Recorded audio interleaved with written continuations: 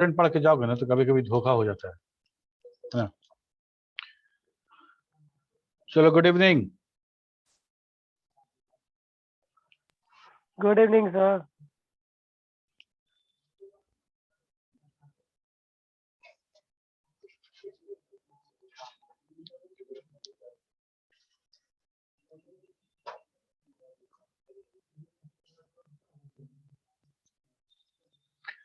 उसको ऑन कर दो।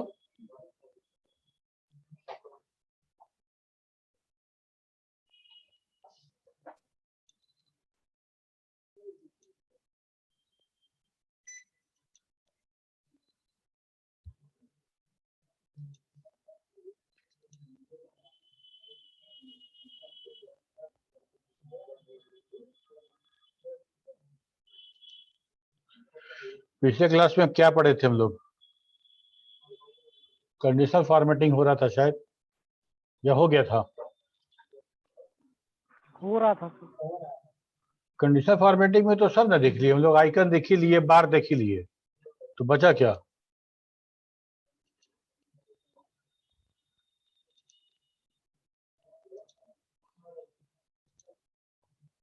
तो कंडीशनल फॉर्मेटिंग में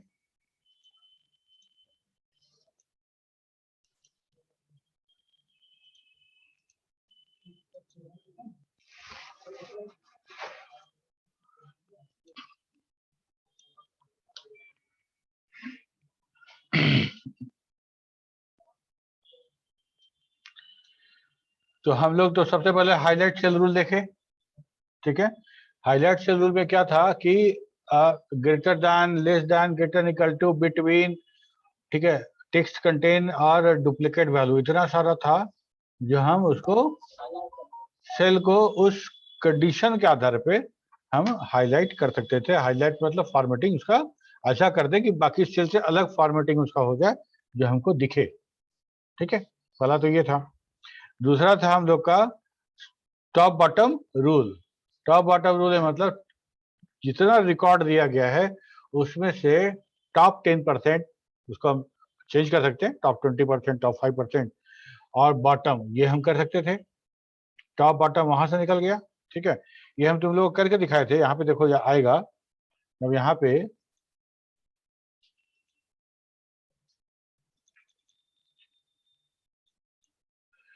जो कंडीशनल फॉर्मेटिंग यहाँ पे हम लोग किए थे तो आया था हाईलाइट सेल रूल, इसमें इतना सारा आया था।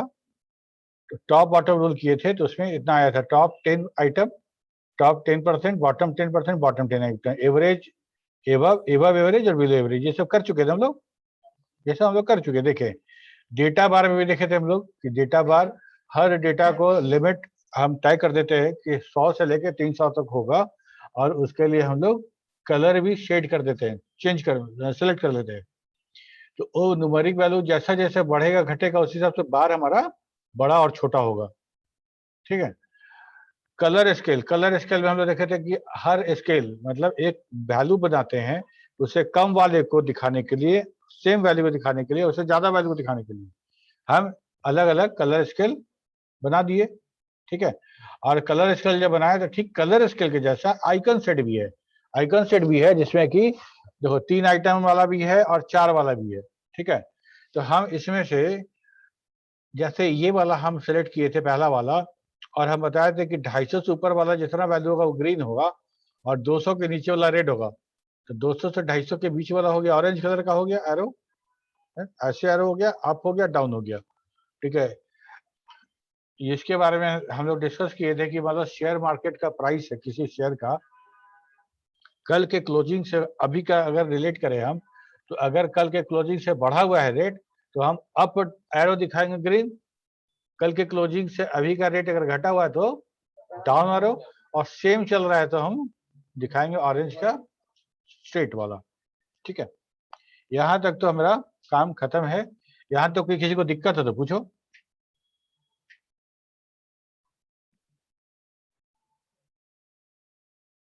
ठीक है, ठीक है। तो हम लोग लिखे there are many simple conditional formatting rules are given such as highlight cell rule, bottom top bottom rule, data bars, colour scale, icon set इत्यादि।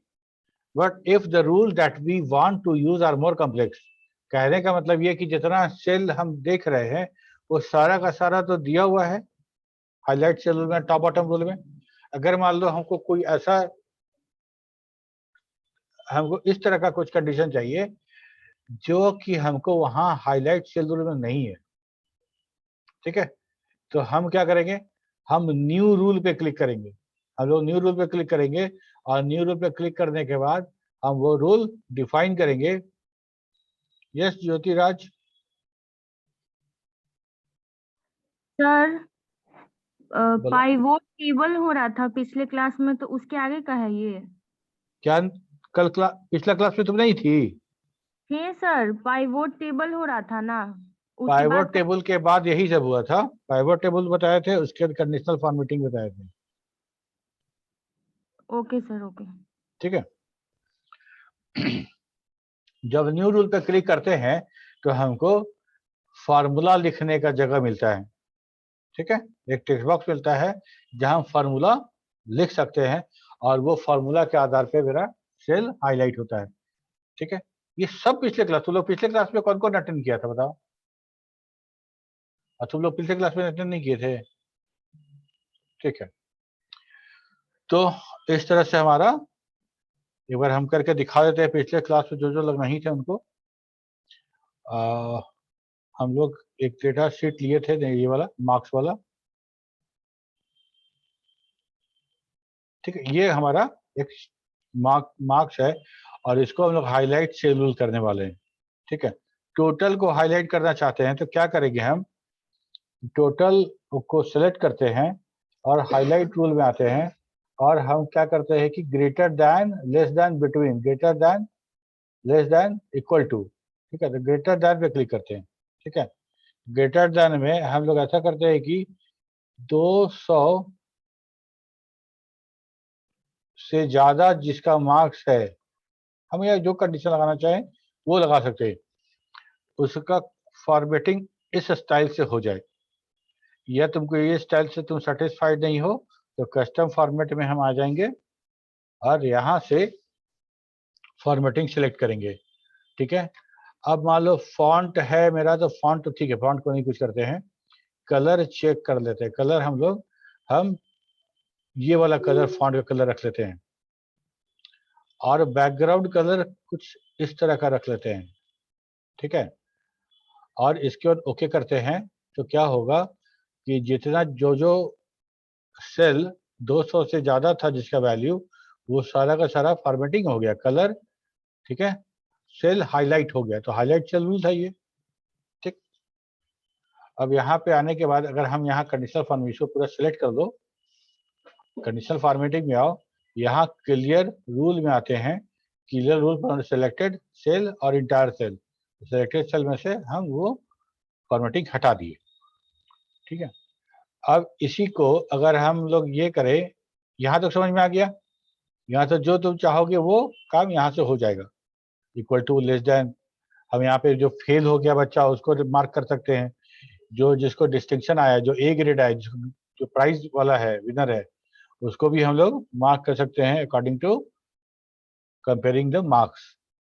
इसके बाद था top bottom rule. Top bottom rule में देखो, टॉप 10, टॉप 10%। टॉप 10 का मतलब क्या, मान लो हम निकालते हैं और टॉप 10 की जगह पे टॉप 3 निकालते हैं और उसका हम लोग ऐसा ग्रीन से फिल कर लेते हैं, ठीक है।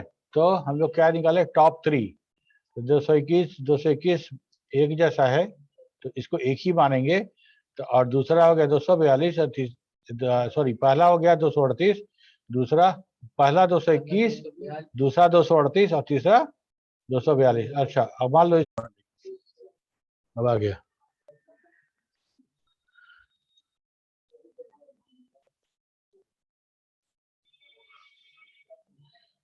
सॉरी गाइज, सिस्टम रीस्टार्ट हो गया था, फिर से कनेक्ट किए। और हम लोग क्या डिस्कस कर रहे थे,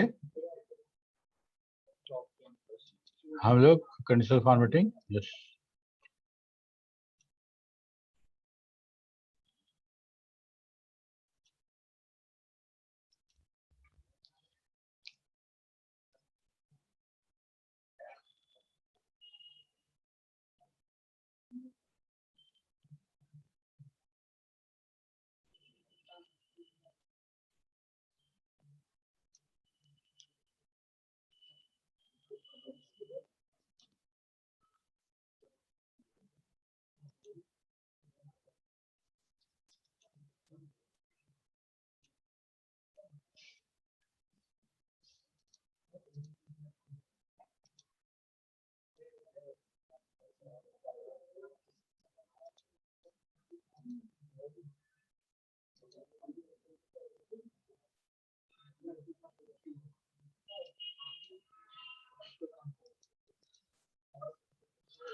अच्छा ध्यान दो, यहाँ तक समझ में आ गया। हमको लगता है कि बॉटम टॉप बॉटम रूल समझ में आ गया सबको। जो टॉप बॉटम रूल समझ में आ गया, तो इसके बाद वाला जिस तरह है तुम्हारा, ये जो है तुम्हारा कि डेटा बार, कलर स्केल, आइकन सेट, एक बार बताए क्या कि समझ रहे हो? मान लो इसको सिलेक्ट किए, यहाँ पे वापस यहाँ आओ, फॉर्मेटिंग आओ, यहाँ पे आके हम लोग सॉरी डेटा बार सिलेक्ट करते हैं। डेटा बार में ये 4 कलर अलग अलग दिया गया है, कोई एक कलर हम सिलेक्ट कर लेते हैं। ठीक है, ये वाला सिलेक्ट किए, तो ये देखो जो जैसा नंबर है उसके हिसाब से ये दिख रहा है। अगर गौर करोगे तो ये जो बार है वो इसको बोल लो डेटा बार। ठीक है, और इतना ही नहीं, डेटा बार ये डिफॉल्ट है ना, हम इसको सेट कर सकते हैं। डेटा बार का हम रूल लगा सकते हैं। डेटा बार में डेटा बार है लोएस्ट वैल्यू नंबर होगा और 100 नंबर होगा सबसे छोटा वाला नंबर। ठीक है, और हाईएस्ट वैल्यू जो होगा वो भी नंबर है, और वो कितना है, 3 सब्जेक्ट का एग्जाम है तो 300 होगा। ठीक है, तो हम 100 से 300 का वैल्यू सेट कर दिए। उसके हिसाब से देखो ये मेरा डेटा बार बना, ये डेटा बार मेरा बन के तैयार हुआ। 100 एकदम मिनिमम। अगर कोई 100 होता, किसी को 100 कर दे क्या, मान लो इसको 0 कर देते हैं, इसको भी 0 कर देते हैं, इसको 30 कर देते हैं। ठीक है, इसको 70 67।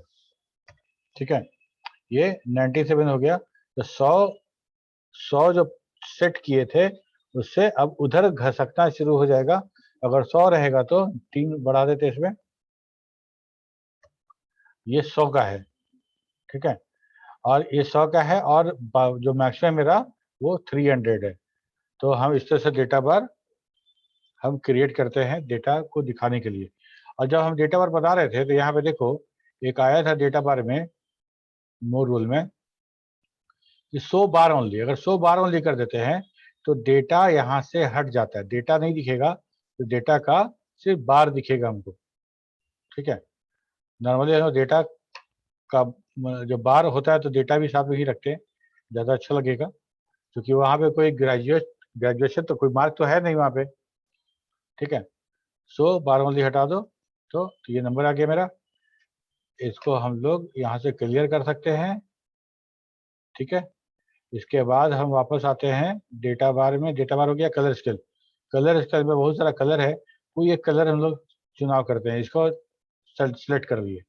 ठीक है, तो अब देखो यहाँ डार्क ग्रीन है, थोड़ा सा लाइट ग्रीन, उससे भी लाइट ग्रीन है, ये एकदम येलो जैसा कलर है। तो इसको कैसे फॉर्मेट किया गया है, कलर स्केल में आओ, मोर रूल में आओगे, मोर रूल में आते हैं तो यहाँ पे दिखाता है 2 कलर स्केल। ठीक है, इसको क्लिक करते हैं तो इसमें बहुत सारा आएगा, डेटा बार भी, आइकन सेट भी है, 3 कलर स्केल भी है। तो 2 कलर स्केल में है, हम फिर वही काम करेंगे। नंबर है, लोएस्ट भी नंबर और हाईएस्ट भी नंबर, कितना कितना, तो लोएस्ट को हम लोग ले लेते हैं 100 और हाईएस्ट को ले लेते हैं 300।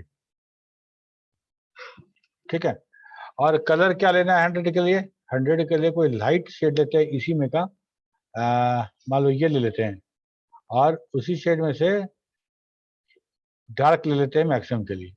ठीक है, तो जैसे जैसे कलर का जैसे जैसे नंबर बढ़ेगा वैसे वैसे कलर का शेड बढ़ेगा। ठीक है, तो वह इस तरह से हमको शेड मिलेगा, अलग अलग कलर का अलग अलग शेड। ठीक है,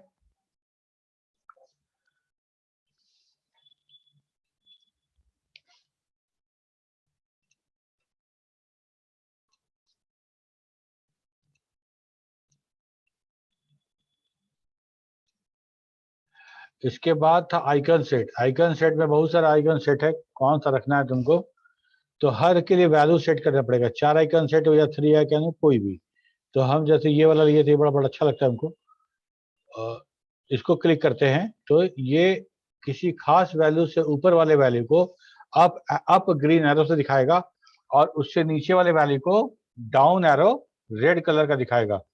और ये डिजाइन जो है ये हम खुद से सेट भी कर सकते हैं। यहाँ पे आके वही काम करना है, यहाँ से आइकन सेट, ये ट्रैफिक लाइट वाला लाइट आइकन ले रहा है, यहाँ से सिलेक्ट कर लेते हैं हम लोग 3 एरो कलर। ठीक है, और किसको ग्रीन दिखाएंगे हम लोग, तो हम लोग दिखाएंगे 220 के ऊपर वाले कलर को ग्रीन से दिखाएंगे, ठीक है, परसेंट नहीं, नंबर, ठीक है। 200 कायदे से तो 250 होना चाहिए, लेकिन 250 किसी का नंबर नहीं है, ठीक है। 220 रहेगा तो उसको हम लोग दिखाएंगे ग्रीन से। और देखो वेन 220 से लेस देन, 220 को तो सेट हो गया ना कि ग्रीन रहेगा, अप एरो रहेगा। तो जैसे ही 220 के बाद इंटर किए, यहाँ आए तो लिखा वेन लेस देन 220 एंड, हमको रेंज देने के लिए बोल रहा है 220 और कौन सा नंबर के बीच वाला ऑरेंज कलर का रहेगा, तो हम दे देते हैं 220 है ना, उधर 180 दे दे, 180 दे देते हैं। तो 180 से 220 के बीच का जो नंबर होगा वो पैरेलल ऑरेंज कलर का दिखेगा, ठीक है।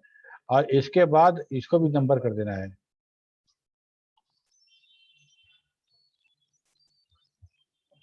ठीक है। तो जैसे ही तुम 120 किए, गायब हो जा रहा है, वहां क्लिक कर रहे हैं तो जैसे ही 120 हो गए तो ये यहाँ पे आ गया ना, वेन लेस देन 180, ये समझ में आ रहा है। 220 से बड़ा होगा तो ग्रीन अप एरो, 220 और 180 के बीच में होगा तो येलो वाला पैरेलल एरो, और 180 से छोटा होगा तो ये, ठीक है। यहाँ पे भी है शो आइकन ओनली और रिवर्स आइकन ऑर्डर, तो हम कुछ नहीं करेंगे, इसको सिर्फ ओके करेंगे तो हमको ये सारा नंबर हमको ऐसे दिखेगा, ठीक है। कहीं ना कहीं हम लोग तो सेल को हाईलाइट ही कर रहे हैं आइकन के मदद से, ठीक है। तो ये वाला काम भी हो गया मेरा। तो हम लोग कौन कौन सा काम ये सब कर लिए। इसके बाद था न्यू रूल। न्यू रूल कहने का मतलब ये हुआ कि ये सारा का सारा चीज करने के बाद अगर हमको कभी ऐसा जरूरत पड़े जो है नहीं, जो एक्सेल द्वारा गिवन नहीं है, ठीक है। अब यहाँ पे हम जब आते हैं देखो यहाँ पे तो सबका दिया हुआ है ना कि इतना ही तरह से हम हाईलाइट कर सकते हैं, इससे भी दिया इतना ही तरह से हाईलाइट कर सकते हैं। तो हमको अगर फार्मूला बेस्ड खुद से रूल बनाना, न्यू रूल हमको खुद से रूल बनाना है, तो हमको करना क्या पड़ेगा, कंडीशन में यहाँ न्यू रूल पे हम आएंगे। जब न्यू रूल पे आओगे यहाँ देखो कुछ रूल दिया गया है, ठीक है। यहाँ पे है format all cell based on their value, format only cells that contain, ठीक है। फॉर्मेट ओनली टॉप और बॉटम रैंक वैल्यू। तो इस तरह से बहुत सारा हमको दिया गया है, फार्मूला रूल दिया गया है। इसी में सबसे नीचे एक रूल है, use a formula to determine which cell to format. इसको क्लिक करते हैं हम लोग, ठीक है। हम लोग को चूंकि हम लोग को नया फार्मूला बनाना है और यहाँ पे हम एक फार्मूला लिखेंगे, अभी जो लिखे थे वैसा ही लिखेंगे, लिखते हैं ये वाला, और इसको F4 दबा के हम इसका जो रो है उसको फ्री कर लिखो, फिक्स था, ठीक है। और इसको हम लोग लिख देते हैं ग्रेटर देन इक्वल टू 200।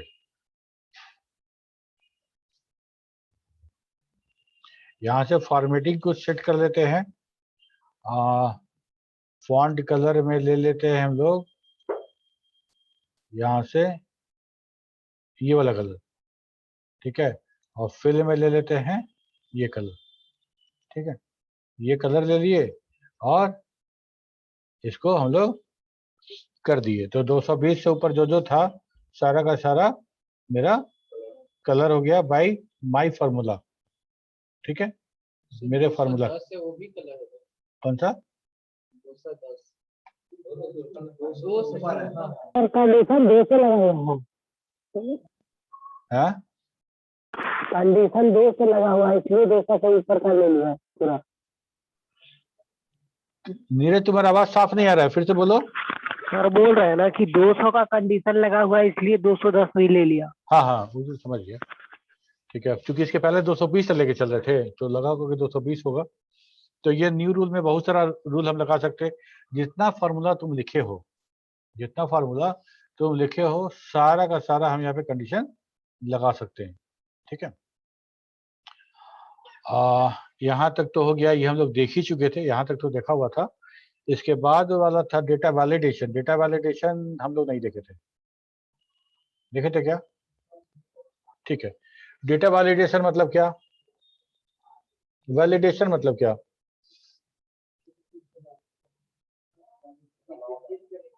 है किसी चीज का नहीं। अच्छा, वैलिड मतलब क्या होता है?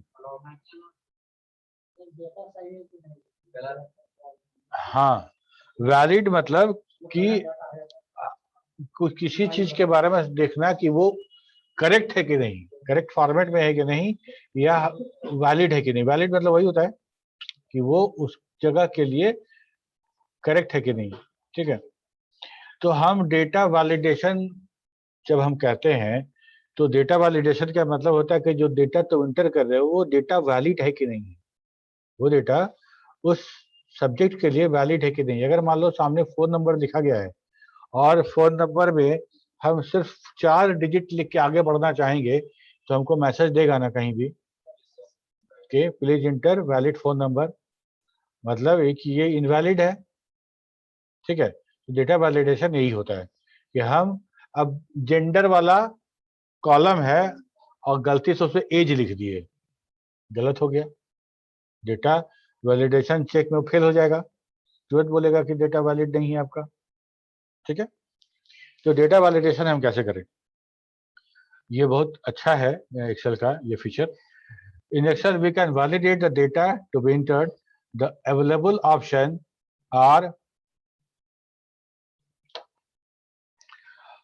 the available options are any value मतलब no validation, whole number मतलब एक होल नंबर बिना पॉइंट वाला, बिना डेसिमल वाला नंबर, उसको वैलिडेट करता है।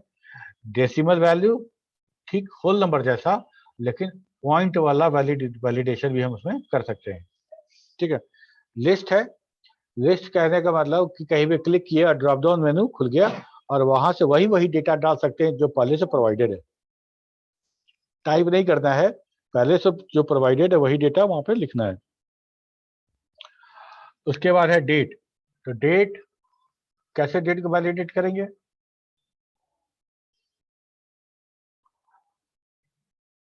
डेट वैलिडेट करने का मतलब कि हम एक रेंज लगा सकते हैं, इसके पहले का डेट नहीं आना चाहिए। ठीक है। या इसके बाद का डेट नहीं आना चाहिए, इसके बाद का डेट नहीं आना चाहिए। और जैसे मान लो कि लाइब्रेरी से तुम बुक इशू कराए और एक हफ्ता का बुक इशू कर रहे हैं, ठीक है, और रिटर्न डेट हमें एक हफ्ता का, एक सप्ताह का, 1 वीक का होना चाहिए। क्या रिटर्न डेट हमारे बुक इशू डेट के पहले का हो सकता है? नहीं हो सकता। तो इस तरह का वैलिडेशन लगा सकते हैं ना कि बुक इशू डेट के पहले का वो नहीं हो। ठीक है। और रिटर्न जब होगा वो क्या आज के डेट के बाद का हो सकता है? जब तुम बुक रिटर्न करोगे जिस दिन, उसी दिन रिटर्न इंटर करेंगे हम। ठीक है। ऐसा तो नहीं करेंगे कि आज 14 तारीख को इंटर कर रहे हैं, तुम 20 तारीख को रिटर्न करने वाले हो। ठीक है। तो ये इंटेंशन तो इंटेंशनल कोई नहीं करेगा ऐसा, लेकिन गलती से ऐसा हो सकता है ना, गलती से ऐसा हो सकता है कि 11 के जगह पे 12 लिखा गया, मंथ 11 था और हम लिखते 12, तो 1 महीना आगे का हो गया। तो हम इस तरह से बहुत सारा वैलिडेशन हमको जरूरत पड़ता है कि हम डेटा वैलिडेट कर सकें। टाइम को वैलिडेट कर देना है, टाइम का रेंज देंगे, इस टाइम के भीतर होना चाहिए, दैट्स ऑल। फिर है टेक्स्ट लेंथ। अब टेक्स्ट का कितना लेंथ हमको परमिट कर रहे हैं, हम टेक्स्ट का कितना लेंथ परमिट कर रहे हैं। अगर तुम उससे ज्यादा या कम, लेस देन और ग्रेटर देन सेट कर देंगे तो हम उसको अलाउ नहीं करेंगे। ठीक है। कस्टम वैलिडेशन मतलब हम जैसे अपना फॉर्मूला लिख के उसको वैलिडेट करेंगे, अपना मेरे हिसाब से वैलिडेशन होगा। तो हेलो सर, अब हाँ जी, बोल रहे थे कि टेक्स्ट लेंथ में तो लेस देन नहीं होगा ना, जो भी हम करेंगे ग्रेटर देन, लेकिन इससे बड़ा नहीं होना चाहिए। इसमें तो लेस देन का कोई कंडीशन नहीं हाँ रहना बड़ा चाहिए। नहीं होना चाहिए, जैसे एक लेंथ फिक्स कर देंगे हम, उससे बड़ा अगर तुम दोगे तो मैसेज आएगा। ठीक है। अब जैसे मान लो कि वैलिडेशन में अगर तुम कुछ गलत कर रहे हो, कुछ गलत कर रहे हो, या इस जगह पे ऐसा ही डेटा एक्सपेक्टेड है, तो ये तो यूजर को बताना पड़ेगा ना, ये तो यूजर को बताना पड़ेगा कि हम वहां पे जैसे ही कर्सर लेके जाएं हमको मैसेज दे कि भाई यहाँ पे ये वैल्यू भरना है। यहाँ पे ये वाला मान लो फोन नंबर ही है और हम उसको टेक्स्ट के रूप में बोलेंगे कि 10 कैरेक्टर से ज्यादा नहीं भरना है, ठीक है, और तुम 91 लगा के भरोगे तो ज्यादा हो जाएगा। तो तुम तो नंबर सही भर रहे हो, +91 के साथ अपना फोन नंबर डाल रहे हो, बार बार गलत हो रहा है। तो इसीलिए हम तुमको वहां पे प्रॉपर मैसेज वहां पे प्रोवाइड करेंगे, और मैसेज होने के बाद अगर वैलिडेशन फेल होता है तो एरर मैसेज भी आना चाहिए, समझ रहे हो, एरर मैसेज भी आना चाहिए। तो ये 3 चीज हम लोग यहाँ पे कॉन्फ़िगर करते हैं। पहला तो ये कि वैलिडेशन के लिए रूल लगाएंगे, ठीक है, वैलिडेशन के रूल लगाएंगे, और जहां पे वैलिडेशन लगा दिए वहां पे एक हम मैसेज डिस्प्ले कराएंगे ताकि यूजर को हम बता सके कि हम क्या एक्सपेक्ट कर रहे हैं आपसे इंटर का, ठीक है। और उसके बाद अगर वो नहीं होता है, वैसा एंट्री नहीं होता है, तो फिर एरर हमको मिले, ठीक है। इसमें देखो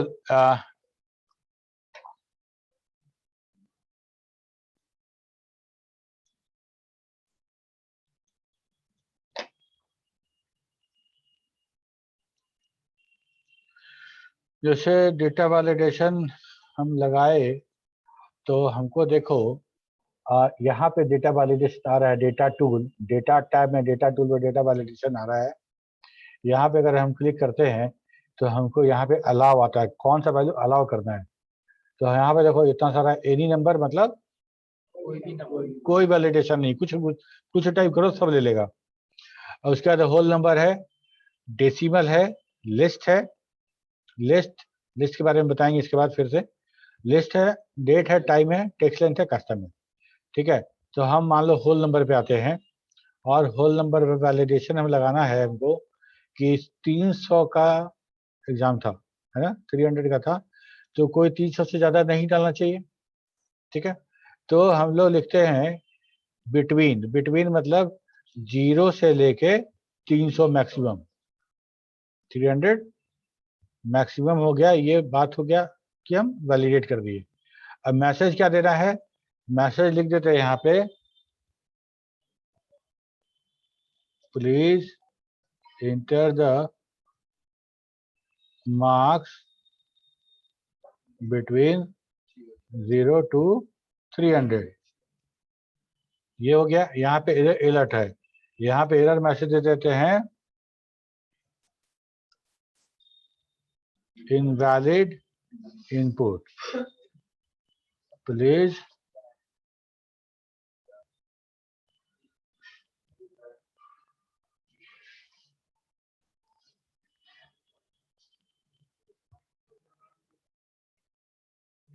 ट्राई अगेन, ठीक है। इसका तो हम करते हैं ओके, ठीक है। अब जैसे ही देखो यहाँ पे तुम कर्सर लेके आओगे, लिखिएगा ना, ये मैसेज दे रहा है, please enter the marks between 0 to 300। मान लो यहाँ पे, यहाँ तो नहीं है, यहाँ पे हम इसको 300 कर देते हैं, ठीक है, 301 कर देते हैं, ठीक है। तो यहाँ दिया invalid input, please try again, retry किए तब वो यहाँ पे वैल्यू आ रहा है, ठीक है। क्योंकि यहाँ फॉर्मूला लिखा गया था इस तीनों को सिलेक्ट करने का, इसीलिए। तो इस तरह का हम लोग काम कर रहे हैं, समझ में आ रही बात। तो जब हमको होल नंबर समझ में आया, तो डेसिमल नंबर में अंतर इतना ही है कि हम डेसिमल नंबर के साथ भी काम कर सकते हैं। डेसिमल नंबर के साथ हम चाहते हैं कि 1 से लेके 2 के बीच में कोई नंबर इंटर करना है, 1 से लेके 2 के बीच में, तो 1.15, 16, 17, तो हम लोग डेसिमल भी अलाउ कर रहे हैं। होल नंबर में डेसिमल पार्ट नहीं था, ठीक है। इसके बाद जो लिस्ट है, लिस्ट के बारे में बताएंगे बाद में, अभी ये समझो डेट समझ में आ गया। मान लो हम करते हैं डेट, क्लिक करके दिखाना चाहते हैं तुमको, डेट में इतना तरह का तुम लगा सकते हो। बिटवीन मतलब 2 डेट के बीच में बिटवीन होना चाहिए, नॉट बिटवीन उस 2 डेट के बीच में नहीं होना चाहिए, इक्वल टू, तो हम अगर बताएं कि इक्वल टू ऐसा डेट होना चाहिए, ठीक है। तो यहाँ पे हम लोग बहुत सारा चीज हम लोग वैलिडेट कर सकते हैं, ठीक है। एज वैलिडेट कर सकते हैं तुम्हारा, मान लो कि 18 से ऊपर वाला ही यहाँ इंटर कर सकता है, तो हम वो काम भी कर सकते हैं, ठीक है, लेस देन है, ग्रेटर देन इक्वल टू है, लेस देन और इक्वल टू, ये सारा का सारा डेट के लिए है। ऐसा ही बिल्कुल टाइम के लिए भी होगा। ठीक है, टाइम के लिए भी इतना सारा कंडीशन है मेरा, इससे हम वैलिडेट कर सकते हैं। ठीक, इसके बाद है मेरा टेक्स्ट लेंथ। ठीक है, टेक्स्ट लेंथ हम दिए, तो टेक्स्ट लेंथ में हम अगर लिख देते हैं बिटवीन, बिटवीन मतलब यहाँ भी बिल्कुल वैसा ही आएगा, इतना सारा कंटेंट यहाँ भी आएगा। ठीक है, और अगर हम टेक्स्ट में लिखना चाहे कि तुम्हारा नाम जो है वो कम से कम 5 कैरेक्टर का नाम होना चाहिए और मैक्सिमम 15 कैरेक्टर का, तो हम क्या लिख देंगे, मिनिमम 5 और मैक्सिमम 15। ठीक है, तो उससे कम कैरेक्टर का होगा तब भी एरर आएगा, उससे ज्यादा कैरेक्टर का होगा तब भी एरर आएगा। ठीक है, और हर वैलिडेशन के लिए हमको इनपुट में वो मैसेज भी लिख देना है। ठीक है, हमको नंबर यहाँ भरने के लिए बोल रहा है कि ये वाला टैब छोड़ने वाले नंबर भरिएगा तब ना मैसेज आइएगा। इनपुट मैसेज भी दे देना है ताकि हम लोग यूजर को बता सके कि हम वहां पे कैसा वैल्यू उम्मीद कर रहे हैं, एक्सपेक्ट कर रहे हैं, और वो वैलिडेशन फेल होगा तो एरर आएगा। क्लियर है? अब यहाँ पे जब हम कस्टम में आते हैं, तो कस्टम में आते तो फार्मूला पूछता है। ठीक है, फार्मूला पूछता है कि वो फार्मूला आप बताइए, और फार्मूला पे अगर ट्रू होगा तभी वो इंटर करने देगा। ठीक है, ट्रू और फॉल्स होता है ना। मान लो हम कोई फार्मूला लिख रहे हैं, जैसे सपोज करो ये वाला, इसको पहले बंद कर देते हैं। ठीक है, और इसको वैलिडेट इसको कर रहे हैं, इसको वैलिडेट कर रहे हैं, और हम चाहते हैं, देखो जैसे देखो इसको वैलिडेट कर रहे हैं, क्या हो गया, रिमूव डुप्लीकेट, नहीं, यहाँ से हम आते हैं और यहाँ से कस्टम में आते हैं और यहाँ फार्मूला लिखना है हमको। फार्मूला लिखना है तो हम क्या लिखे, ऐसा लिखते हैं क्या कि इक्वल टू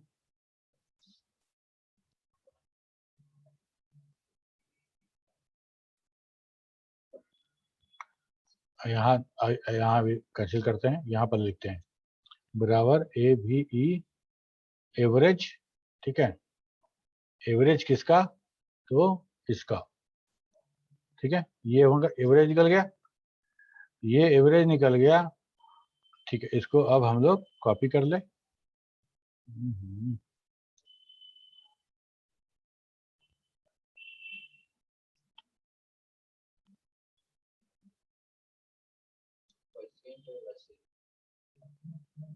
ये वाला फॉर्मेट किया हुआ परसेंट में ना,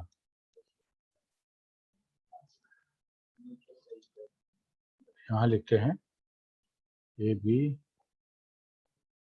एवरेज, और इसको ले लिया यहाँ से ब्रैकेट बंद, तो एवरेज निकल गया मेरा ये वाला। ठीक है, अब इसको यहाँ से कॉपी कर लेते हैं, कट कॉपी कर दो, कॉपी कर दो। अब यहाँ पे आते हैं और इसको हम लोग वैलिडेट करते हैं अपने रूल से, और यहाँ पे लिख देते हैं हम लोग कस्टम, और यहाँ पे लिखते हैं एवरेज जो है उससे छोटा होना चाहिए या बड़ा होना चाहिए इसका वैल्यू, दिस वन। ठीक है, तो हम अब जब एवरेज निकलेगा, एवरेज कितना आया था याद है, 204.2। ठीक है, तो ये हम कर दिए।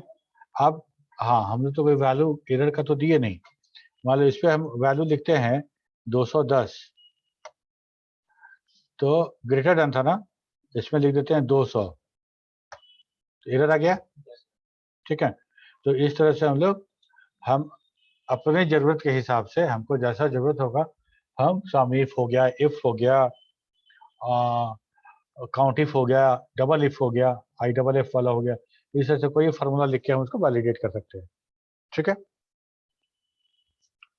अब एक बहुत अच्छा चीज, इसके बाद लिस्ट, सबसे इंपॉर्टेंट और सबसे मजेदार। लिस्ट कहने का मतलब ये हुआ कि अगर कोई डेटा हम इंटर कर रहे हैं कहीं पे, तो ऐसा तो नहीं कि अपने मन से कुछ भी इंटर कर दे रहे हैं।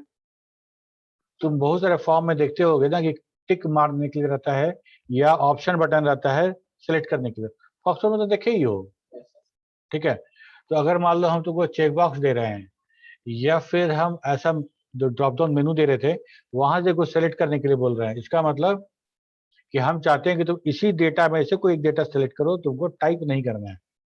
तुम्हारे इनपुट को हम एक दिशा दिए, एक लिस्ट दिए कि इसी में से तुमको इंटर करना है, ठीक है। तो हम लोग क्लिक करते थे और वो ड्रॉप डाउन हो जाता था लिस्ट, तो उसको बोलते थे ड्रॉप डाउन लिस्ट, ठीक है। तो वैसा ही अगर बनाना है मान लो तो कैसे बनाएंगे? सबसे पहले तो हम लोग क्या करते हैं,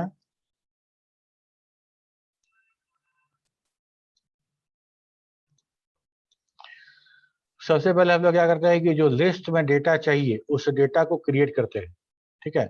और वो डेटा कहीं भी क्रिएट कर सकते हैं, इसी शीट पे कहीं बियॉन्ड दूर जाके, है ना, कहीं भी हम क्रिएट कर सकते हैं। मान लो हम सिटी के लिए हम लिखना चाह रहे हैं, तो सिटी का डेटा क्रिएट करते हैं,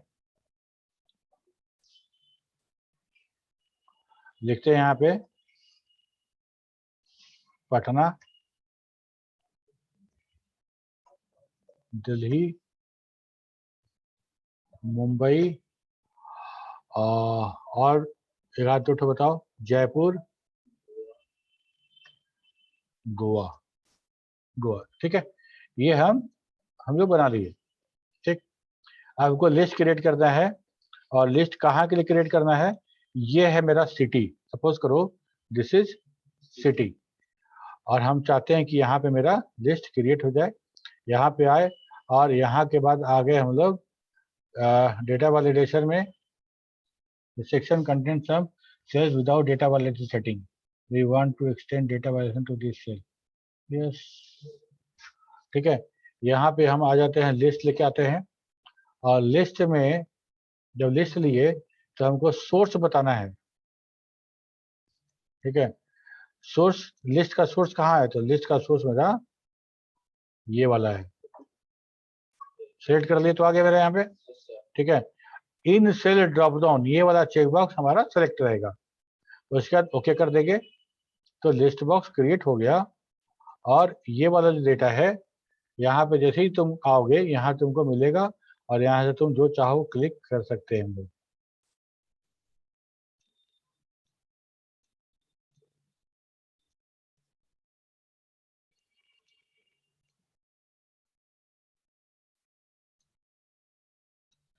ठीक है, तो इसको बोलते हैं हम लोग वैलिडेशन ही न है, वैलिडेशन है। सपोज करो कि अगर ये रहता है मेरा, यहाँ पे रहता जेंडर, जेंडर रहता, और हमको हम एम और एफ सोचे हैं, हम सोचे हैं या तो एम या तो एफ, ठीक है। लेकिन अगर मान लो कोई जेंडर में एम एल ई लिख दे, पूरा फीमेल में पूरा लिख दे, तो हम यहाँ पे क्या करेंगे, इसको सेलेक्ट करना है, डेटा वैलिडेशन में आना है, लिस्ट में आ जाना है, और यहाँ पे सोर्स में इस दोनों को सेलेक्ट कर देना है, ठीक है, और ओके कर देना है। तो अब जेंडर में जैसे ही तुम आओगे यहाँ सेलेक्ट हो जाएगा, एम और एफ तुमको खुद ब खुद दिखेगा, ठीक है। सर इसमें टाइप नहीं कर सकते, इसमें टाइप करोगे तो एरर आएगा, ठीक है। एम लिखेंगे तो एरर नहीं आएगा, एम जो डेटा दिया हुआ है वैलिडेशन कर रहे हैं हम लोग, तो वैलिडेशन में तो बता दी कि एम और एफ आना चाहिए, it should be either M और एफ, ठीक है, ओके। तो डेटा वैलिडेशन हो गया। डेटा वैलिडेशन के बाद बिल्कुल ऐसे ही देखो, सेटिंग है, इनपुट है, एरर मैसेज, यहाँ पे हम लोग सेट करते हैं कौन सा वैल्यू चाहिए, उसके हिसाब से हम लोग एरर और मैसेज दोनों कॉन्फ़िगर कर देते हैं, मेरा काम हो जाता है, ठीक है। ये है, यही है ड्रॉप डाउन लिस्ट, जो लिस्ट यूज करके हम बना सकते हैं। तो list option validate, list option validated by providing the predefined list of the data as a drop down list. An Excel sir next class का टाइम हो गया। हाँ, तो हमको समझ में आ रहा है, अभी हम भी लेंगे, नेक्स्ट क्लास भी मेरा ही है, ठीक है। An Excel drop down list can be created using the Excel data validation option as follows. Enter your allowed value, और जो allowed value लिस्ट का वो वैल्यू कहीं पे रखता है, इतना ही नहीं, हम दूसरे शीट पे भी रख सकते हैं उसको, ठीक है। मान लो कि बहुत सारा हमको लिस्ट बनाना है, और एक वो बहुत सारा लिस्ट बनाना है, तो हम क्या करें कि एक शीट अलग से बना ही दें लिस्ट के लिए।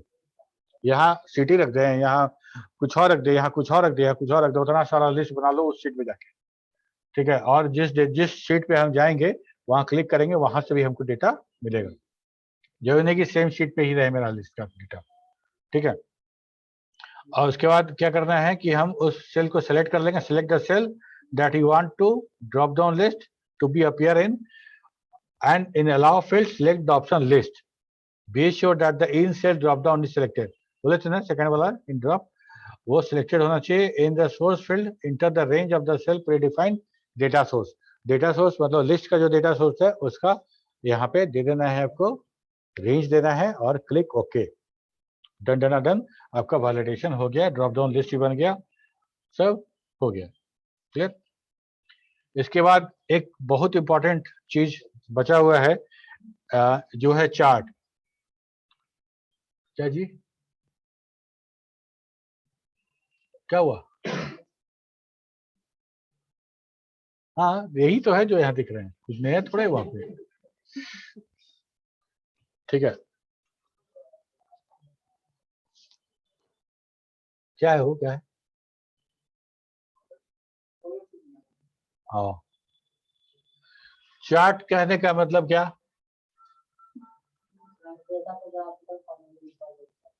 हाँ ग्राफ होता है ना, तो graph chart graphical representation data को हम हाँ रिप्रेजेंट कर सकते हैं। तो chart and graph are used to make graphical representation of any data set. Chart is a visual representation of the data. Chart allows end user to see the meaning behind the numbers. In Excel, chart is a tool we use to communicate data graphically. They make showing, comparison and trade much easier. अगर कोई data है तो हम उसको, बहुत सारा graph है, pie chart है, लाइन है, बार ग्राफ है, तो किसी भी ग्राफ में उसको शो कर सकते हैं, बहुत आसान है।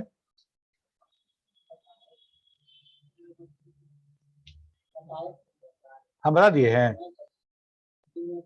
दिनेश सर बताया। अच्छा अच्छा अच्छा, वो टीसीएस वाला जो उसमें है ना,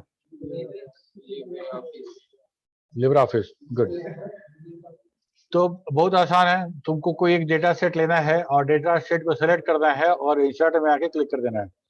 अगर मान लो हम यहाँ पे एक नया शीट ले लें और इस शीट पे हम लोग कुछ डेटा शीट बनाते हैं, जैसे जब से जियो आया है तब से डेटा यूजेज बढ़ गया ना, इंटरनेट यूजर का संख्या बढ़ गया है, ठीक है। तो हम लोग ऐसा लिखते हैं, साल दर साल इंटरनेट यूजर का संख्या लिखते हैं, ठीक है। 2014 2015, ठीक है। इसका एक सीरीज ले लेते हैं साल का, ठीक। और इसमें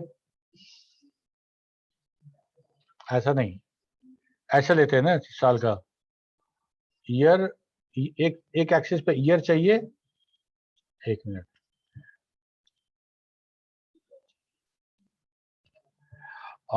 यहाँ चाहिए हमको, जैसे लिखते हैं यहाँ 2014 2015, तो ये साल हो गया मेरा, दिस इज द ईयर। और यहाँ पे हम लिखते हैं इंटरनेट यूजर, ये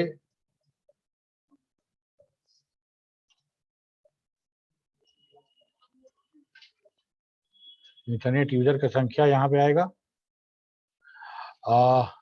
2014 में सब लमसम वैल्यू है ना, तुम अपने जीएस में आंसर मत करना यहाँ से एकदम ऐसा ही डेटा है चार्ट दिखाने के लिए। तो 2014 में अनुमान लगाओ कितना लोग,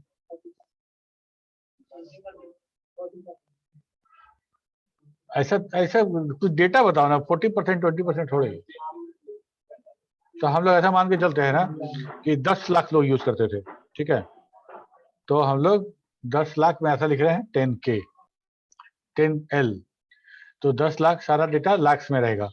10 लाख यहाँ हो गया, 15 लाख ये हो गया, फिर 20 और यहाँ पे हो गया 30, एकाएक बहुत बढ़ गया। 17 में, 18 में और बढ़ गया, 40 हो गया, 2020 में 50 हो गया, और 2020 अभी 70 हो गया, मतलब एकाएक जियो के आने के बाद उछाल मारा है डेटा यूजर्स। 2021 तो चल ही रहा है, तो यहाँ पे हम लोग बोलते हैं 90 लाख या 1 करोड़ समझ लो, ठीक है।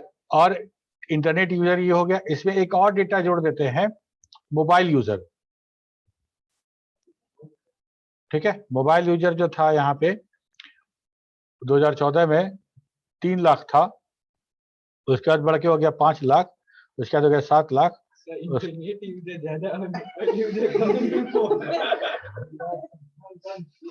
इंटरनेट तो हम कंप्यूटर पे भी यूज कर सकते हैं ना, है ना।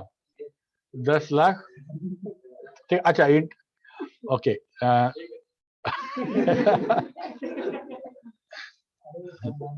हाँ सौरभ बताओ, सुन रहे हैं।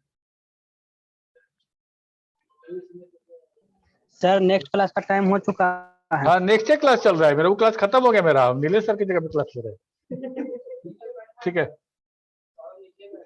हाँ तुम नीचे बैठे रहो, आओ बस क्लास में, ठीक है। तो इस तरह का डेटा कुछ भी हो सकता है। तो ऐसा डेटा को अगर हम लोग कुछ नहीं करना, बहुत आसानी से इसको चार्ट बना सकते हैं हम लोग। इसको हम लोग सेलेक्ट कर लेंगे, चार्ट नहीं चार्ट, यार ऐसे डिस्टर्ब मत करो, मुंह में पानी आ जाएगा तो बोल नहीं पाएंगे, ठीक है। ओके, तो और इंसर्ट पे, इंसर्ट आते हैं। इंसर्ट आने के बाद देखो यहाँ पे बहुत सारा चार्ट दिया गया है। कॉलम चार्ट में अगर हम क्लिक करते हैं तो यहाँ देखो 2D मतलब 2 डायमेंशनल, 3 डायमेंशनल, सिलेंड्रिकल कोड ऐसा दिया गया है, और इस चार्ट में भी टाइप दिया गया है।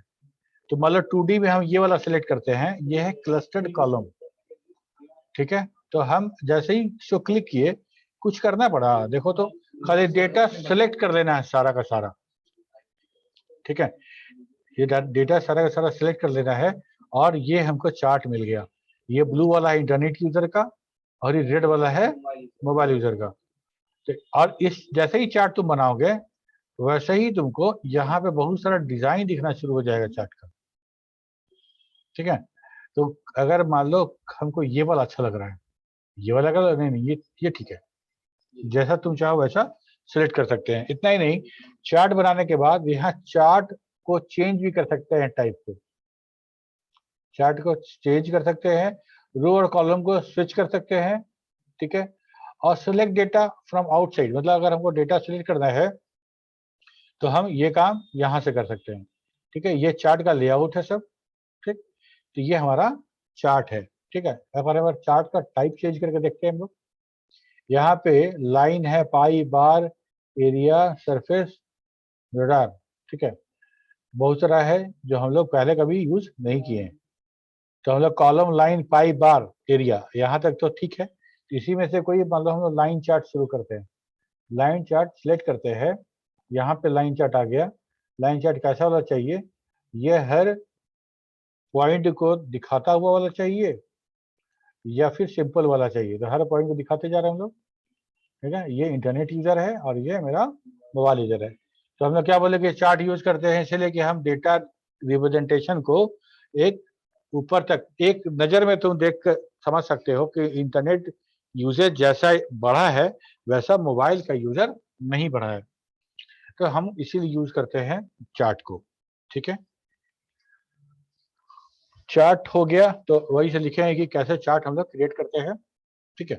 इसके बाद फ्रीजिंग पेन, ये कैसे होता है,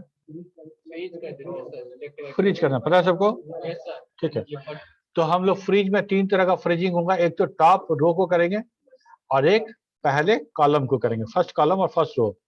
दूसरा है कि हम डिजायर्ड रूप से हम पेन को कर सकते हैं, जैसे तुम लोग अटेंडेंस आता है तो रोल नंबर है, नेम है, आईडी है, ठीक है। ये 3 कॉलम है, उसके बाद डेट लिखा गया 1 2 3 4, हर डेट पे जाके आपको भरना है। तो वहां पे 15 तारीख के बाद डेटा जो स्क्रीन पे नहीं आता है स्क्रॉल करना पड़ता है। तो मान लो हम 15 तारीख के बाद का हम बना रहे हैं, स्क्रॉल करेंगे तो तुम्हारा रोल नंबर, नेम सब स्क्रॉल आउट हो जाएगा। तो पहला दूसरा कॉलम वो तो बाहर चला गया ना, तो दिख नहीं रहा। अब हमको एक जगह हम गड़बड़ा गए मान लो, तो हमको पता नहीं है कि रोल नंबर 16 है कि रोल नंबर 17 है। तो फिर हमको स्क्रॉल करके आके देखना पड़ेगा कि रोल नंबर 16 है कि 17 है, समझ रहे हो। तो हम क्या करेंगे, हम चाहते हैं कि वो 3 कॉलम और ऊपर का 3 रो वो तीनों फिक्स हो जाए पेन, वो स्क्रॉल अप करे तो नहीं जाए, इधर वाला डाउन इधर लेफ्ट करे तो वो नहीं जाए।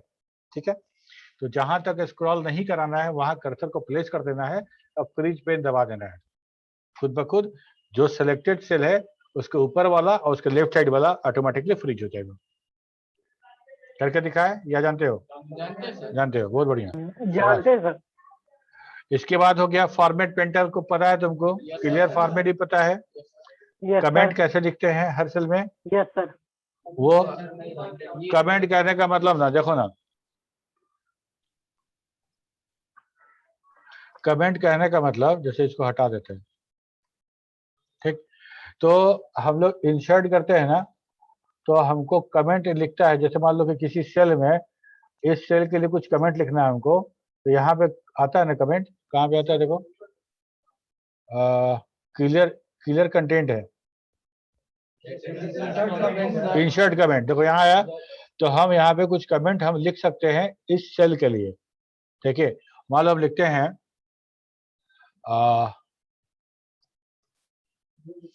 इम्पोर्टेंट वैल्यू, ऐसा हम कमेंट लिख दिए। ठीक है, तो यहाँ पे रेड जैसा जो आ रहा है ना, ये बता रहा है कि कहाँ कहाँ कमेंट लगा हुआ है।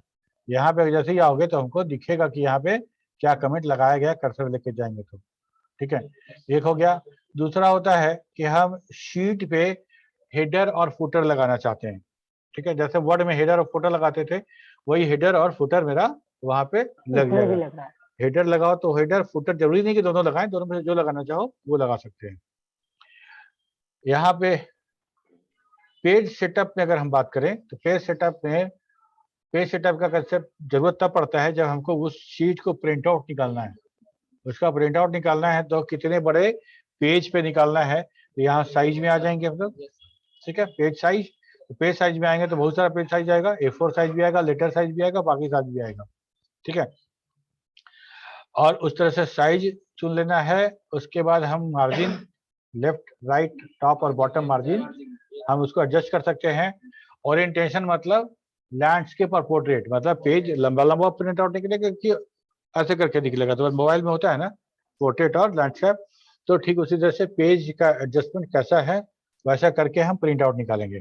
जब हम प्रिंट आउट निकालेंगे ना, तो जैसे मान लो कि हम यहाँ लिखते हैं, सॉरी यहाँ पे है ना प्रिंट, जब प्रिंट करोगे तो यहाँ पे इंस्टॉल नहीं है प्रिंटर, यहाँ पे तुमको एक चीज आएगा, एक्टिव शीट आ गया, प्रॉपर्टीज, नहीं प्रिंटर रहेगा तो आएगा वो। उसमें हम लोग बोलते हैं क्या कि कुछ एडजस्टमेंट करना रहता है। जैसे मान लो कि सारा कॉलम मेरे पेज में नहीं आ रहा है, A4 साइज तो दे दिए लेकिन थोड़ा सा बाहर जा रहा है एक आध दो कॉलम, तो हम उसमें सेट कर सकते हैं कि सारा कॉलम एक पेज पे चाहिए हमको, तो खुद ब खुद थोड़ा सा स्केच करके सारा कॉलम एक पे अरेंज करा देगा। अगर मान लो सारा रोज हम चाहते हैं एक पेज पे, ठीक है, तो सारा रोज एक पेज पे चाहते हैं और रोज नंबर बहुत है, मतलब 60 बच्चा का है। प्रीव्यू में तो दिखाएगा ना कि मेरा कैसा दिखने वाला है, जो यहीं से लेफ्ट आएगी। Yes, sir. यहाँ देखो ये वाला जो है ना scale with document align with, तो ये सब अभी नहीं आ रहा है यहाँ पे।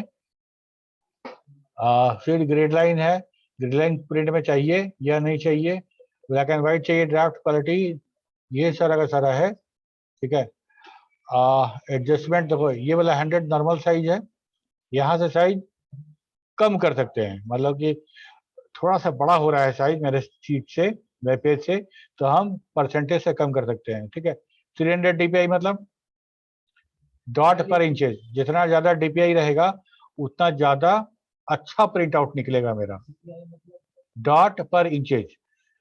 तो 300 DPI कहने का मतलब कि 1 इंच के अंदर 300 डॉट, 200 200 DPI मतलब 200 और 100 मतलब 100, तो 300 वाला DPI ज्यादा बढ़िया, ज्यादा ब्राइट फोटो रहेगा प्रिंट आउट। ठीक है, ये DPI यहाँ से है, यहाँ तो हमारा पेज हो ही गया। मार्जिन, हेडर, फुटर, शीट देख ही रहे हो तुम। ठीक है, इसके बाद तुम्हारा बैकग्राउंड हो गया। अगर मान लो कोई वाटर मार्क है या कुछ फोटो तुम लगाना चाहते हो अपने शीट के बैकग्राउंड पे तो हम लगा सकते हैं, ठीक है। और वो जो बैकग्राउंड है वो हमारा शीट प्रिंट भी हो जाएगा शीट के साथ साथ, ठीक है। प्रिंट एरिया मतलब मान लो कि हम रो कुछ रखे हैं, हेडर कुछ रो रखे हैं, जैसे हम लोग इस शीट पे रखे थे ना, ये वाला, ठीक है। तो ये वाला हेडर रो है और हम प्रिंट आउट निकाल रहे हैं, और ये प्रिंट आउट दूसरे पेज में भी आने वाला है, दूसरे पेज में भी आने वाला है। तो हम क्या कर सकते हैं कि हम सेट कर सकते हैं कि कौन सा रो एंड कॉलम दूसरे पेज पे नहीं आए, ठीक है। तो प्रिंटेबल एरिया हम सेट कर सकते हैं कि ये कॉलम ही प्रिंट हो, उसके अलावा प्रिंट नहीं हो, ठीक है। अच्छा, इसी पे थे।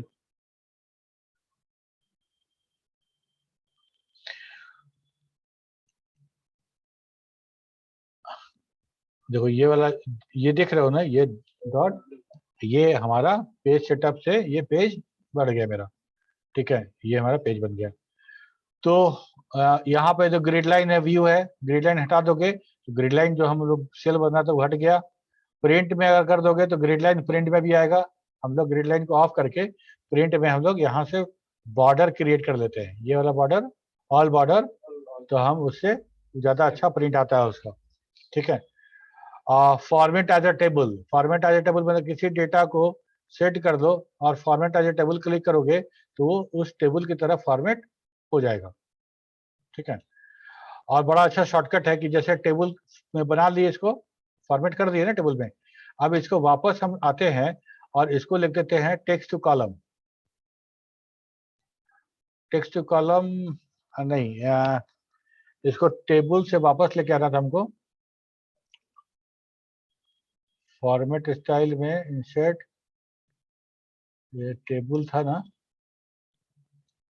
टेबल से वापस टेक्स्ट में लेके आना था।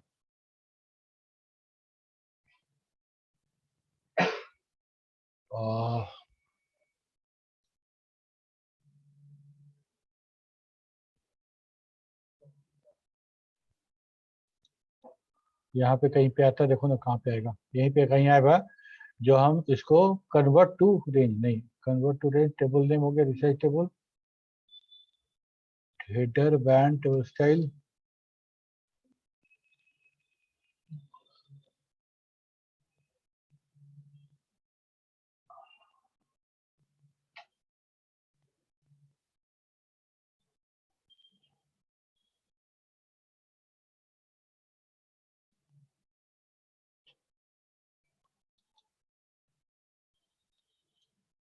ठीक है। तो इसको हम सिंपल बना दिए, पहले टेबल में लेके गए और टेबल से वापस हम नॉर्मल कर दिए, लेकिन मेरा फॉर्मेटिंग वही रह गया, ठीक है। तो कभी इस तरह का काम करके तुम अचंभित कर सकते हो किसी को कि तुम कितना बढ़िया तुम डिजाइन बनाए हो। कुछ डिजाइन बनाओ, उसको सिलेक्ट करो, सीधे टेबल में कन्वर्ट करो, टेबल में कन्वर्ट हो गया तो आराम से लाल पीला हरा गुलाबी डिजाइन सिलेक्ट कर लो, और सिलेक्ट करने के बाद उसके बाद फिर जब हो जाए उसको वापस हम रेंज में कन्वर्ट कर लेंगे। तो रेंज में कन्वर्ट करने से क्या होता है ना, फॉर्मेटिंग में रह जाता है, ठीक है। तो यही है मेरा फार्मूला, तो हम लोग देख ही चुके हैं, सारा का सारा फार्मूला देख चुके हैं। डेटा में है कि ये एक्सेस है, माइक्रोसॉफ्ट एक्सेस जान रहे हो, ठीक है। एक्सटर्नल डेटा, ये तो डेटा सारा का सारा डेटा हमारा टाइप किया हुआ है ना यहाँ पे। हम अगर कुछ बाहर का डेटा एक्सट्रैक्ट करना चाहें किसी डेटाबेस से तो हम क्या कर सकते हैं, तो हम ये डेटाबेस हमारा एक्सेस का डेटाबेस होगा, जैसे ही क्लिक करेंगे तो मेरा एक्सेस में अगर कोई डेटाबेस टेबल बना हुआ है हम उसको वापस लेके आ सकते हैं। शुरू में जो डीबीएफ बनाते हो ना, वो डीबीएफ शायद एक्सेस में खुल जाए, यहाँ से खुल गया न्यू सोर्स और हमको एक्सेस डेटाबेस खुल गया है, जो डेटाबेस एक्सेस का होगा वो क्लिक करेंगे तो वो सारा का सारा टेबल हमको यहाँ पे इंपोर्ट हो जाएगा, और जहाँ यहाँ इंपोर्ट हो जाएगा तो बाकी जो काम हम एक्सेल में करते हैं उस डेटा के साथ कर सकते हैं, ठीक है। तो फ्रॉम एक्सेस हो गया, फ्रॉम वेब हो गया, वेब से कोई डेटा लेके आना है वहां से लेके आ सकते हो।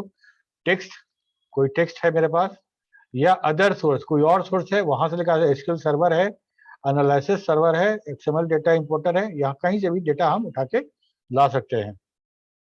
और डेटाबेस से कनेक्शन एस्टैब्लिश करना पड़ता है। अगर मान लो हमको एसक्यूएल सर्वर का डेटा लेके आना पड़ेगा, तो डेटाबेस से यूजर नेम, पासवर्ड और उसका जो लोकल एड्रेस होगा, आईपी एड्रेस, वैसे हमको उसके साथ कनेक्शन एस्टैब्लिश करना पड़ेगा। वो सब ऑप्शन यहाँ पे है, ठीक है। ये है मेरा शॉर्टिंग। अगर सिलेक्ट करके A to Z कर देते हो तो ये मेरा असेंडिंग ऑर्डर में शॉर्टिंग हो जाएगा, ये डिसेंडिंग ऑर्डर में शॉर्टिंग हो जाएगा। फिल्टर तो हम लोग देख लीजिए, फिल्टर लगा दिए थे तो क्या हुआ था, सारे के सारे हेडर में ड्रॉप डाउन मेनू बन गया था, वहां से हम सिलेक्ट करके फिल्टर लगा सकते थे। टेक्स्ट टू कॉलम क्या है,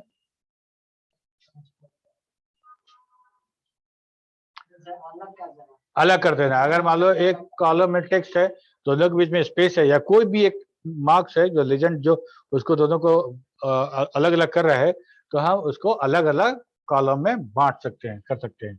डेटा वैलिडेशन ठीक है, ठीक है। और ये सब तुम्हारे काम का नहीं है। रिव्यू ये सब स्पेलिंग का है, ठीक है, तुम्हारे काम का नहीं है। मतलब एक बहुत बड़ा टॉपिक है जो तुम लोग को नहीं हुआ है, वो कभी बाद में लोग डिस्कस करेंगे, एग्जाम दे लो उसके बाद, वह है मैक्रो, ठीक है। हाँ, तो रिव्यू हो गया, इसमें स्पेलिंग है, रिसर्च है, थ्रेसर है, ग्रामर है। व्यू में हम लोग देखते हैं कि अगर मान लो ये पेज व्यू है, नॉर्मल है, पेज लेआउट में हम आ जाएंगे तो मेरा इस तरह का पेज लेआउट व्यू आएगा, पूरा पूरा पेज दिखेगा, ठीक है। पेज ब्रेक, अगर हम हर सब तरह का व्यू अलग अलग है, ठीक है। पेज ब्रेक व्यू में वो पेज ब्रेक दिखेगा अलग अलग पेज के रूप में, ठीक है। नॉर्मल व्यू में नॉर्मल व्यू हमको दिखेगा ऐसा। कस्टम व्यू है, फुल स्क्रीन है, फुल स्क्रीन में सब मेनू हट जाएगा, मेरा रिबन हट जाएगा और हमको उस तरह से फुल स्क्रीन दिखना शुरू हो जाएगा, ठीक है। फुल स्क्रीन अब यहाँ तो मेरा एस्केप तो काम ही नहीं करता है, ठीक है। तो जूम हो गया, जूम देख ही रहे हो। फार्मूला बार अगर क्लिक कर देंगे तो हट जाएगा, क्लिक है तो आ रहा है। हेडिंग, ग्रेड लाइन, अगर सबको हटा देते हैं तो कुछ दिखेगा नहीं हमको, एकदम बेलचेट हो गया, ठीक है। फिर सब लगा दिए तो वापस सब आ गया, ठीक है। तो हम समझते हैं। अच्छा एक ही बताओ, ये फॉर्मेटिंग तो हो गया, ये सारा फॉर्मेटिंग एक साथ हमको क्लियर करना है, कैसे होगा? हाँ, क्लियर क्लियर कंटेंट नहीं ना, क्लियर हम ऐसे सेलेक्ट करोगे ना ऐसे, और होम में आओ, यहाँ पे क्लियर है ना, यहाँ आ जाओ, यहाँ क्लियर ऑल या क्लियर फॉर्मेट, क्लियर ऑल करो सब क्लियर हो जाएगा। क्लियर फॉर्मेट कर देते हैं तो मेरा पूरा फॉर्मेटिंग एक साथ क्लियर हो गया, ठीक है। कमेंट तो मेरा इंसर्ट किया हुआ है ना, कमेंट डिलीट कमेंट करना है तो फिर यहाँ राइट क्लिक करके राइट क्लिक करोगे ना, डिलीट कमेंट आ जाएगा, ठीक है। तो एक्सेल समाप्त हो गया। सेव और सेव एज में क्या अंतर है ये बताओ, बहुत बेसिक क्वेश्चन तुमसे पूछ रहे हैं। सेव एज में जो पहले से सेव किया हुआ उसमें फाइल के नेम को मॉडिफाई करके सेव कर सकते हैं। हाँ, अच्छा मान लो हम कोई फाइल सेव कर रहे हैं तो हम उसको बोलना चाहते हैं कि save as resume dot XLS, एक सेंटेंस बनता है ना, सेव इसको सेव करो, सेव एज फाइल नेम, है ना। तो सेव एज कहने का मतलब कि फाइल नेम के साथ सेव करना है, और सिर्फ सेव दबाने का मतलब है कि जो भी अपडेशन हुआ है उसको सेव कर लें, बहुत सिंपल। एक सवाल और, एक फाइल है जो हम बुक 1.xls के नाम से सेव किए हुए हैं, ठीक है। इसमें कुछ अमेंडमेंट किए तो तुम्हारे हिसाब से हमको सेव बटन क्लिक करना चाहिए, पहले से सेव है, मतलब तुम लिख देते BCA 444 नाम से कुछ एक्सेल का जो बुक बनाए हैं वो BCA 444 से सेव किया हुआ है, ओके। अब हम फिर जाते हैं और फिर हम सेव एज क्लिक करते हैं, और एगो फाइल नेम, हम जब सेव एज करेंगे तो फाइल नेम मांगेगा, ठीक है।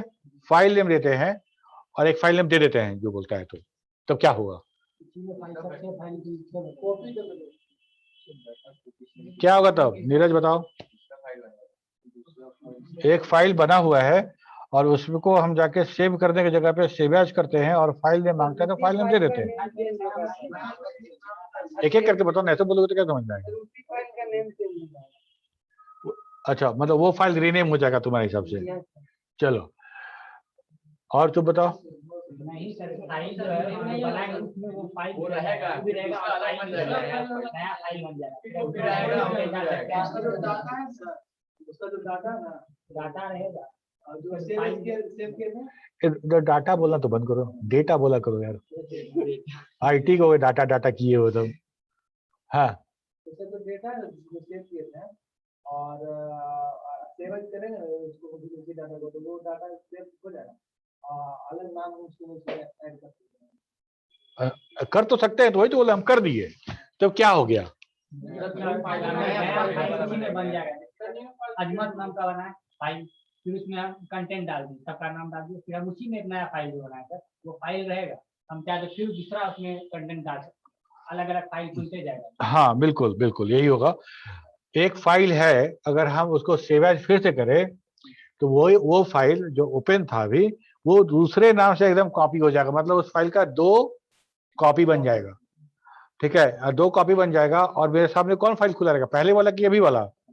अभी वाला, अभी वाला। लेकिन अब एक बात और, अब इस फाइल में अगर कुछ तुम राइट करते हो तो पहले वाला फाइल अपडेट नहीं होगा, पहले वाला फाइल अपडेट नहीं होगा। ठीक है, ये सवाल वाइवा में बहुत हम लोग पूछते थे और सब बच्चा कंफ्यूज रहता था, सेव और सेव एज। है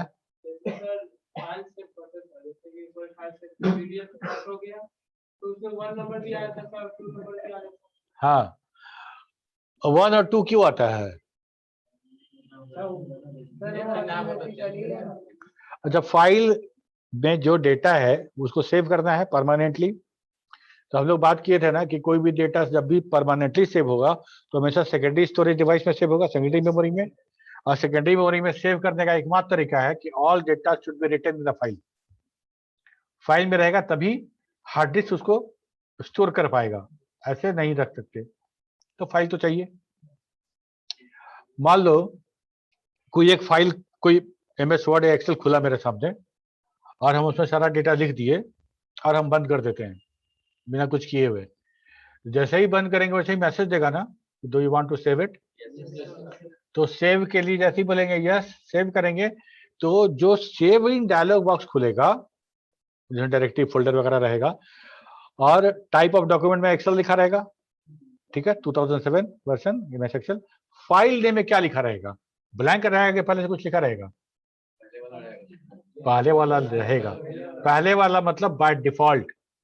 जैसे वर्ड का बात करो तो डॉक्यूमेंट 1, डॉक्यूमेंट 2, डॉक्यूमेंट 1 रहेगा, डॉक्यूमेंट की रहता है। ठीक है, और हम यहाँ पे बात करें तो बुक रहेगा। ठीक है, एक फोल्डर में एक नाम से 2 फाइल रह सकता है? नहीं रह सकता है। मान लो इस फोल्डर में पहले से बुक 1 है तो अगला फाइल क्या बनना चाहिए? बुक 2। अगला फाइल बुक 3, क्योंकि सेम नाम से 2 फाइल नहीं रह सकता। तो पहला अगर MS वर्ड का फाइल डॉक्यूमेंट 1 है तो अगला वाला बाय डिफॉल्ट क्या बनेगा? Document 2, document 3। ठीक है, यही बहुत ऑब्वियस सा बात है। अगर तुम किसी माई डॉक्यूमेंट चार्ट के कोई फोल्डर पे चले जाओ तो फिर डॉक्यूमेंट 1 हो जाएगा, क्योंकि वहां डॉक्यूमेंट 1 नहीं रहेगा तो डॉक्यूमेंट 1 बनाएगा। ठीक है, इसीलिए रहता है 1 2 3 4 जो तुम बोले, इसलिए रहता है। ठीक है, और तो फॉक्सफोर पढ़ाई हो रहा है तुम लोग का? नीरज, सौरभ, नीरज चला गया क्या?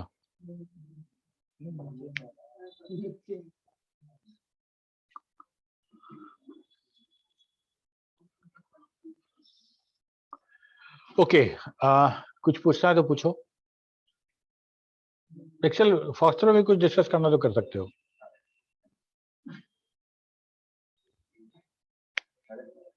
हम्म,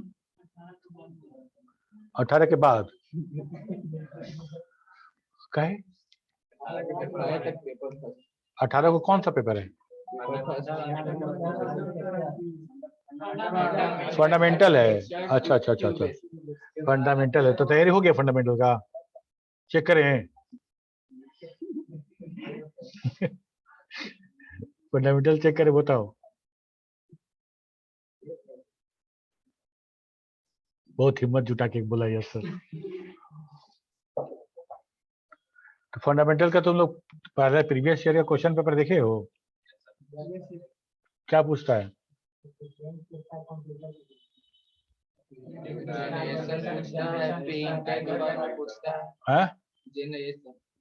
जनरेशन, ओके, जनरेशन हो गया कंप्यूटर का। फिर input device, output device, memory के बारे में कितने तरह का मेमोरी है। प्रिंटर में पूछेगा कितने तरह का प्रिंटर, इम्पैक्ट और नॉन इम्पैक्ट प्रिंटर, ठीक है। रैम रोम के बारे में पूछेगा, रोम का टाइप कितना है वो, primary secondary memory, track sector के बारे में, ट्रैक सेक्टर कैसे होगा, क्लस्टर, ड्रम, क्या क्या कैसे कैसे, ये सब के बारे में पूछेगा।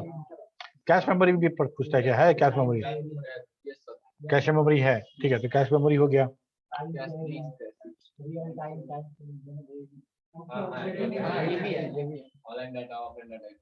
हाँ, तो बहुत आसान सा है, तो बहुत, तुम लोग तो समझो फर्स्ट ईयर में जरूर हो, लेकिन you are not first year गाय।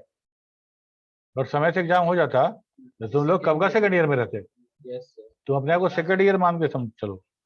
तो हम तुमको ये बोलेंगे ना कि ये सब जो क्या बोलते हैं ना, रिकॉर्डिंग आप करने दो।